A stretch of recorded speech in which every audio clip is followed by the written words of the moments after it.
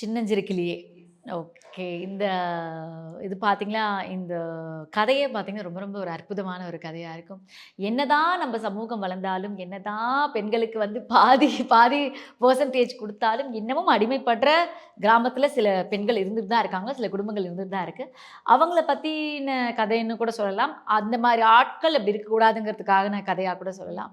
ஆ so இது எனக்கு ரொம்ப ரொம்ப பிடிச்சது. என்னோட வாழ்க்கையில நீங்க எல்லா இன்டர்வியூ எடுத்து பார்த்தீங்கன்னா, எனக்கு மனோரமா ஆச்சி மாரி வரணும் அப்படிங்கிறது தான் என்னோட கனவு. ஸோ இப்போ சினிமால வெறும் காமெடி மட்டும் தான் பண்ணிட்டுருக்கேன். ஒரு சில படங்கள்ல மட்டும் தான் கேரக்டர் ரோல் பண்ணியிருப்பேன். ஆனா இது என்ன அப்ரோச் பண்ணும்போதே பார்த்தீங்கன்னா, "உங்க கனவுக்கு ஏத்த மாரி கதையா இது இருக்கும் மேடம்னு" சொல்லி தான் அப்ரோச் பண்ணாங்க. ஏன்னா இதுல வந்து காமெடி இருக்கும், அழுகை இருக்கும், சோகம் இருக்கும், எல்லாமே கலந்தது. என்னால எல்லா டைப்லயுமே என்னால நடிக்க முடியும். அந்த ஒரு ஸ்பேஸ் குடுத்தது எனக்கு இந்த சின்னஞ்சிறு கிளியே.